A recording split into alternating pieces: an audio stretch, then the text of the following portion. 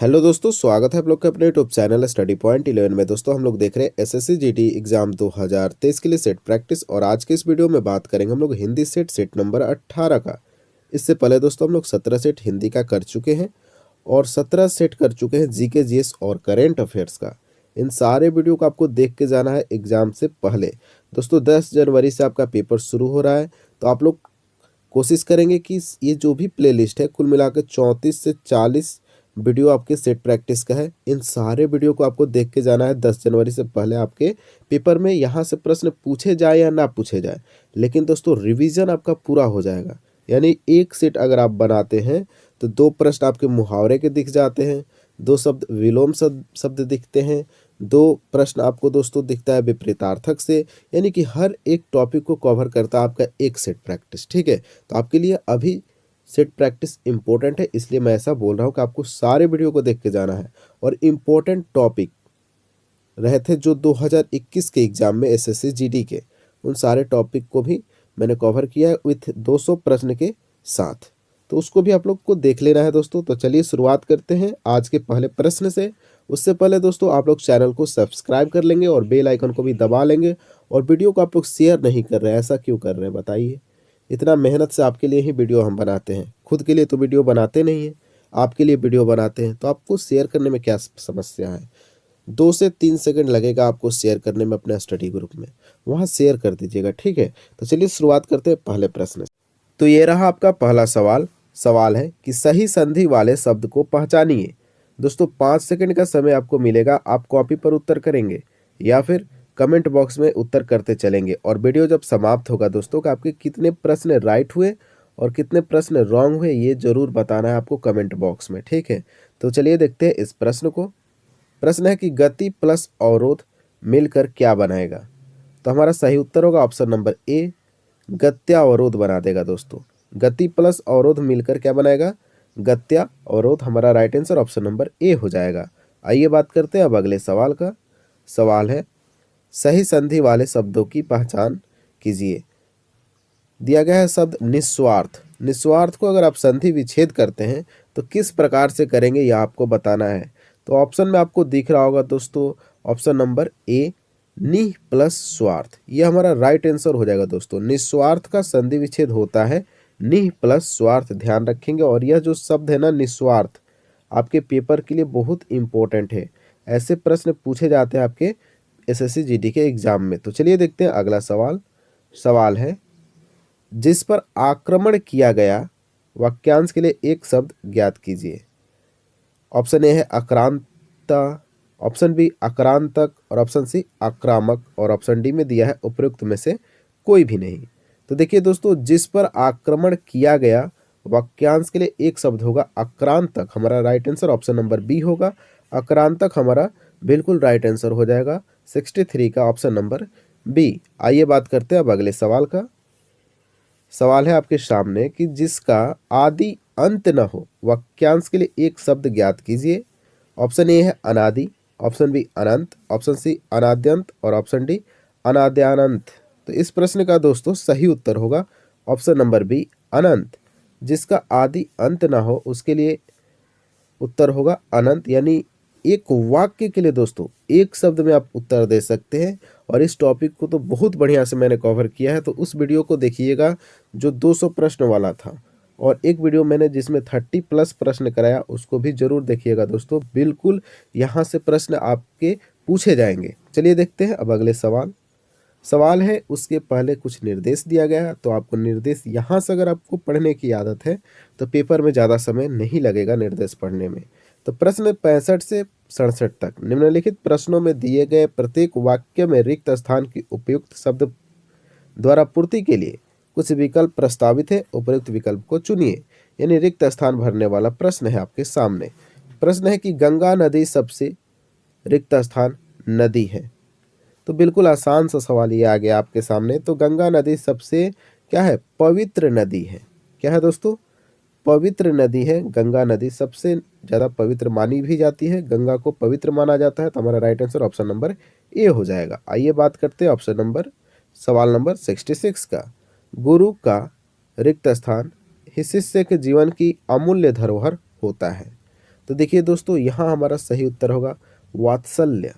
या प्रेम रहता तो भी हमारा राइट आंसर प्रेम हो जाता, और वात्सल्य है तो वात्सल्य हमारा सही उत्तर होगा। तो गुरु का वात्सल्य ही शिष्य के जीवन की अमूल्य धरोहर होता है, ध्यान रखेंगे। आइए बात करते हैं अब अगले सवाल का। सवाल है आपके सामने, साहित्य किसी देश या जाति का रिक्त स्थान प्रतीक है? तो दोस्तों, इस प्रश्न का सही उत्तर होगा ऑप्शन नंबर बी, विकास। तो साहित्य किसी देश या जाति का विकास का प्रतीक होता है दोस्तों। किसका? तो विकास का प्रतीक होता है साहित्य। किसी भी देश हो या जाति का अगर विकास की बात करें तो उसमें साहित्य का भूमिका बहुत ही इंपॉर्टेंट। अगला सवाल है, निम्नलिखित गद्यांश को ध्यानपूर्वक पढ़िए व प्रश्नों के उत्तर दीजिए। दोस्तों, ये जो गद्यांश वाले प्रश्न है ना, इसको आपको खुद करना है, ठीक है। बस इसमें क्या करना होता है कि आपको बढ़िया से एक बार इसको पढ़ लेना है, जो भी गद्यांश दिया रहेगा, और उसका प्रश्न क्या पूछा जा रहा है आपको ऑप्शन भी दिया जाएगा, और इन ऑप्शन में से खाली स्थान को भरना होता है, रिक्त स्थान को भरना होता है। तो बिल्कुल आसान होता है दोस्तों। आप लोग जब तक इसको ध्यान से पढ़ेंगे नहीं, आपका सारा प्रश्न सही होगा नहीं। सबसे पहले फटाफट आपको इस प्रश्न को पढ़ लेना है, और मैं पीडीएफ अपलोड करूंगा, वहां से आप लोग फटाफट जाकर इस प्रश्न में कुल 5 प्रश्न पूछे गए हैं, इन पांचों प्रश्न का उत्तर आपको सही सही करना है। कमेंट बॉक्स में कर देंगे तो बहुत अच्छी बात है, या फिर मैं टेलीग्राम चैनल पे आपको इस प्रश्न का उत्तर दे दूंगा, ध्यान रखेंगे। चलिए बात करते हैं अब अगले सवाल का। सवाल नंबर 73 पे चलिए। 73 में लिखा गया है कि वाक्य में त्रुटि ढूंढिए। तो ये तो वाक्य त्रुटि वाला सवाल हो गया, जिसको हम लोग लगातार सॉल्व करते हैं। देखते हैं इस प्रश्न में क्या लिखा हुआ है। प्रश्न में लिखा गया है कि आवारा मसीहा में विष्णु प्रभाकर ने कथा शिल्पी शरत चंद्र का प्रामाणिक जीवन वृत्त प्रस्तुत करने का सराहनीय प्रयास किया है। कोई त्रुटि नहीं है, ऑप्शन डी में है। तो देखिए दोस्तों, हमको तो त्रुटि दिख गया है, क्या आपको त्रुटि दिखा है? चलिए एक बार और पढ़ते हैं। आवारा मसीहा में विष्णु प्रभाकर ने कथा शिल्पी शरत चंद्र का, देखिए दोस्तों, यहाँ का नहीं होना चाहिए था, क्या होना चाहिए था? की होना चाहिए था। देख लीजिए कितना छोटा त्रुटि है, और आपको ये सब त्रुटि पकड़ के रखना है, क्योंकि जब आप व्याकरण पढ़ते हैं इसका मतलब है दोस्तों कि शुद्ध शुद्ध आपको जानकारी मिलना। तो दोस्तों, इस प्रश्न का सही उत्तर होगा ऑप्शन नंबर बी में त्रुटि है, ठीक है। किस में त्रुटि है? ऑप्शन नंबर बी में त्रुटि है। यहाँ आपका का के जगह पे की होना चाहिए था, तो 73 का हमारा right answer option number B हो जाएगा। आइए बात करते हैं अब अगले सवाल का। अगला सवाल है, रिक्त स्थान को भरे, जो अनुकरण करने योग्य हो उसे क्या कहते हैं? इस प्रश्न का सही उत्तर होगा ऑप्शन नंबर बी, अनुकरणीय। यानी जो अनुकरण करने योग्य हो उसके लिए क्या बोलेंगे? अनुकरणीय बोलेंगे। बात करते हैं थोड़ा ऑप्शन डिस्कशन का। असाध्य आपको दिख रहा है, इसका मतलब होता है दोस्तों लाइलाज, ठीक है। लाइलाज होता है असाध्य का मतलब। ऑप्शन नंबर सी में आपको दिख रहा है अवैध। अवैध का मतलब दोस्तों होता है अमान्य। क्या होता है? अमान्य होता है, या फिर नाजायज भी आपको ध्यान में रखना है। आइए बात करते हैं थोड़ा ऑप्शन नंबर डी का। अथाह लिखा हुआ है। अथाह का मतलब होता है दोस्तों जिसका थाह ना हो उसको क्या बोलते हैं? अथाह बोलते हैं। आइए बात करते हैं अगले सवाल का। सवाल है कि रिक्त स्थानों को भरे। प्रश्न है कि जिसको क्षमा न किया जा सके वह होता है, यानी कि जिसको क्षमा न किया जा सके वह क्या होता है दोस्तों? तो इसका सही उत्तर होगा अक्षम्य होता है। ऑप्शन नंबर ए में आपको दिख रहा है अक्षम्य, यह हमारा सही उत्तर हो जाएगा। जिसको क्षमा न किया जा सके वह अक्षम्य होता है। अदृश्य आपको ऑप्शन में दिख रहा है ऑप्शन नंबर बी में। तो अदृश्य का मतलब होता है दोस्तों लुप्त होता है, जो दिखता नहीं उसको अदृश्य बोलते हैं। ऑप्शन नंबर सी में अनभिज्ञ लिखा हुआ है दोस्तों। अनभिज्ञ का मतलब होता है अनजान होता है। क्या होता है दोस्तों? अनजान होता है। और ऑप्शन डी में लिखा गया है अविनाशी। तो अविनाशी का अर्थ होता है दोस्तों अमर, जिसका विनाश ना हो यानी अमर हो। अनश्वर, अनश्वर भी याद रखेंगे, और यह भी पेपर में आपसे पूछा जाता है अनश्वर। आइए बात करते हैं अब अगले सवाल का। सवाल है कि रिक्त स्थानों को भरे। तुमने अच्छे कर्म किए होते तो रिक्त स्थान अच्छा फल पाते। यानी यहाँ जो रिक्त स्थान है यहाँ क्या भरा जाएगा? ऑप्शन ए है निश्चय, ऑप्शन बी अवश्य, ऑप्शन सी अनेक, और ऑप्शन डी सभी। तो दोस्तों, इस प्रश्न का सही उत्तर होगा ऑप्शन नंबर बी, अवश्य। तुमने अच्छे कर्म किए होते तो अवश्य अच्छा फल पाते। दोस्तों, आप बोलेंगे कि यहाँ निश्चय हो जाएगा, बिल्कुल होता दोस्तों। अगर यहाँ ही का प्रयोग किया गया रहता तो आपका यहाँ जो रिक्त स्थान है ना, यहाँ निश्चय आप लगा सकते थे, क्योंकि निश्चय के साथ दोस्तों इस पर जोर देने के लिए एक ही होना अनिवार्य होता है, जो कि आपके प्रश्न में ही नहीं दिख रहा है। इसलिए हमारा सही उत्तर क्या हो जाएगा? अवश्य हो जाएगा। तुमने अच्छे कर्म किए होते तो अवश्य अच्छा फल पाते। आइए बात करते हैं अगले सवाल का। रिक्त स्थान को भरे। प्रश्न है कि अगले महीने तक परीक्षा फल आने की रिक्त स्थान है। तो बिल्कुल आसान है, आप लोग का इतना ना परीक्षा फल आता है कि आप लोग को यह वाक्य जो बिल्कुल आसान सा दिखता है। तो इस प्रश्न का दोस्तों सही उत्तर होगा 77 का ऑप्शन नंबर सी, संभावना। यानी कि अगले महीने तक परीक्षा फल आने की संभावना है। आइए बात करते हैं अब अगले सवाल का। ज्ञानी का विलोम शब्द क्या है? देखिए, विलोम शब्द से आ गया प्रश्न।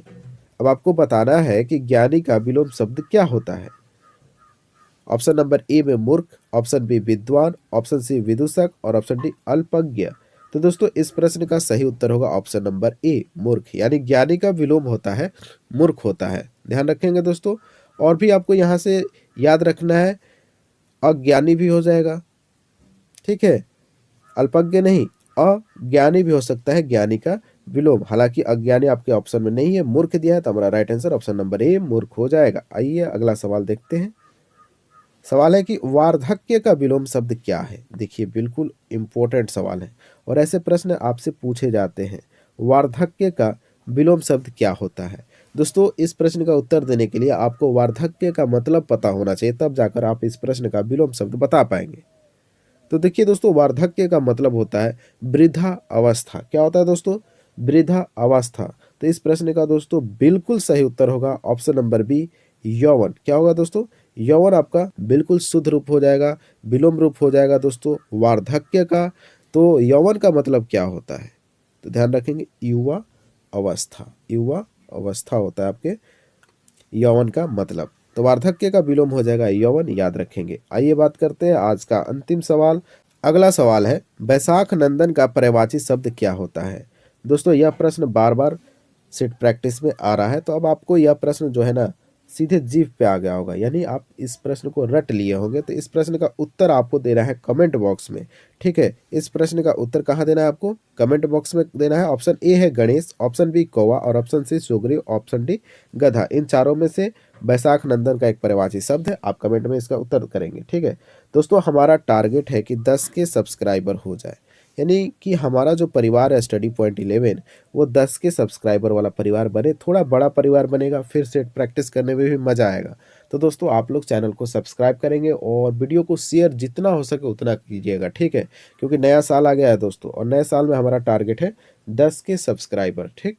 चलिए, आशा करते हैं कि आप लोग वीडियो को शेयर भी करेंगे दोस्तों, और जिन्होंने सब्सक्राइब नहीं किया है बिल्कुल सब्सक्राइब भी कर लेंगे।